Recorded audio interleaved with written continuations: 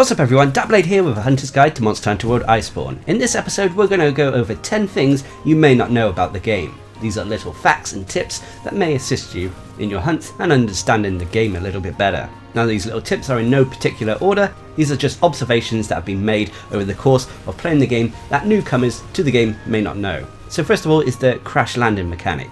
Before in Monster Hunter World, you would occasionally crash land when you departed on a quest. However, this has now changed. It's become more useful. Now, when you crash land, there will be two results. Either you will crash land on the monster you're hunting, which is great for speedrunners as it gets you into the fight straight away, or alternatively, it means you need to retreat pretty quickly if you're not organised. And the second result of crash landing is that you can crash land near a unique mining outcrop. These mining outcrops that look silver and glowy, they yield hard armor spheres, either between 2 and 4, so these are great for upgrading your armor. If my hunting partners land on one of these, I tend to find myself heading over to their location ASAP so I can get the armor spheres myself. Anyway, the next little tip or aspect you may not have known about is bright moss when fighting NAMIELLE. With the introduction of the new Elder Dragon NAMIELLE, hunters will find themselves having to deal with large amounts of water pools that the Elder Dragon creates during combat. But hunters can counter this by picking up bright moss, the pink glowy slinger ammo. With this, hunters can fire it into the pools of water, to which the moss will soak up the water,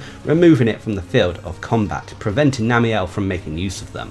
Utilising the slinger capacity skill can also be useful when using this tactic. Anyway, the next thing you may not have known about is more of an aesthetic change when it comes to Iceborne. Now, when you mount monsters in Iceborne, the combat music will now change. Instead of playing the normal music to whatever monster you are fighting, instead it will play a drum rendition of that said music instead until you bring the monster down, as shown here.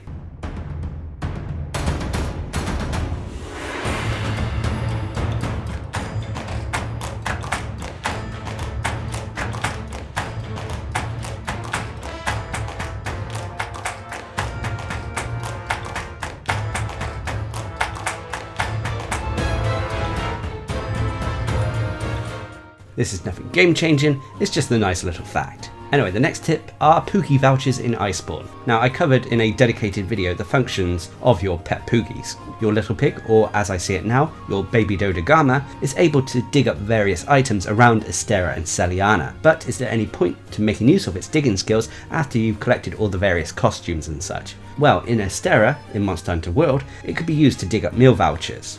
And you can pretty much do the same in Seliana, but instead of the basic meal vouchers, you'll instead get gourmet meal vouchers. If you put the POOGIE down near the canteen shown in the video here, there is a small chance that he will dig up a gourmet voucher that will ensure you and your hunting party get the food buffs you desire. The next tip and fact is that you can delete item and equipment loadouts. One of the more minor annoyances in the base version of Monster Hunter World was not being able to delete or clear item and equipment loadouts. This has now changed. If you go to manage items or change equipment menus at your item box, you can then select the loadout you want to delete and then press R3 to completely clear it, deleting it, allowing you to start again. This is great for keeping your sets and items organized, and with the increased amount of item and equipment loadouts we can save now, this was a new addition I was excited to see. Anyway, the next little fact is another aesthetic one, which is dancing felines. Now, this little fact won't enhance your hunting capabilities, but it will allow you to celebrate in style. When you are hunting with feline companions such as Gajalaka or Boa, when you perform a gesture, much like your palicos, they will express themselves too. So make sure to use the dance emotes to start a dance party with your temporary hunting companions to celebrate. The next fact is pets with crowns have a use. With Iceborne comes crown sizes for the endemic life in the world. Now, apart from being a nightmare for completionists out there, they also have another use. Now, when you're in your room, you can place your pets, but should you have small or large gold crown versions of that said pet in question, you can instead choose to place the large one, small one, or normal ones. This allows you to spice up your room with a little bit of variety, because the large ones and small ones look quite amusing when compared to the normal size versions of the endemic life out there.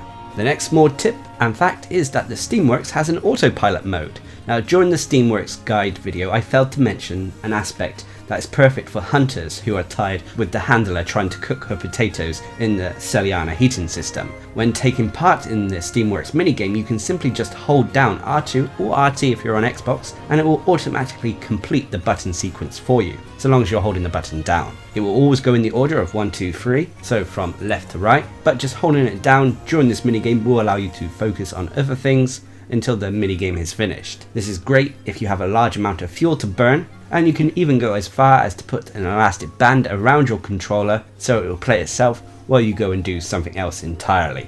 The next tip or fact is the glider mantle mounting trick. The glider mantle is a strong mantle in Monster Hunter World Iceborne. Not only does it have access to some of the biggest jaw slots to play around with, but you also have a decent cooldown and upkeep timer with it. But on top of that, while wearing it, if you tap from the air, you'll have increased mounting build-up. And this can be combined nicely with the new clutch claw mechanics. When you clutch claw to a monster, after you attach yourself to the body of that monster, you can then press X or A to drop down, but if you're wearing that glider mantle, you will activate the floating animation, to which you can then follow this up with an airborne attack which will have that increased chance of allowing your hunter to mount the monster. This is a wonderful tactic if there are no natural ways to mount the monster, such as ledges and slopes. And the final tip and fact is that the Elder Melder can be used to craft guiding land items. Once you've progressed through the game far enough to access the guiding lands, you may start to realise that you need a lot of items from the monsters in this endgame location. These items are normally used for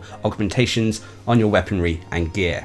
This can be a source of frustration for a lot of hunters out there, especially with the levels shifting in each area, and even when the levels are fixed, you may find you need an item from a monster found in a different location, but that said location is an incredibly low level to which it won't yield the item you need. This is where the Elder Melder comes into play. As you start discovering different items from the various monsters in the guiding lands, they will become available to meld at the Elder Melder, saving you time and effort, although they are quite expensive. The exception to this though is tempered Elder Dragon materials, unfortunately. This also goes for threat level 3 monsters as well. But the Elder Melder has a tendency of being updated with each major update, so this may change in time, and simply being able to craft the Guiding Lands materials at the Elder Melder is a time saver overall. But anyway, those are 10 tips and facts that you may not have known about Monster Hunter World Iceborne. Now of course these are just random tips that I've discovered over the course of playing the game since its release, and there's no particular order. Also, I'll be interested to hear if you've worked out any useful facts or tips, so please leave a comment down below. And until next time, I've been Darcblade, bringing you 10 things you may not have known about Monster Hunter World Iceborne. Hope you enjoyed the video, thanks for watching, subscribe and like for more.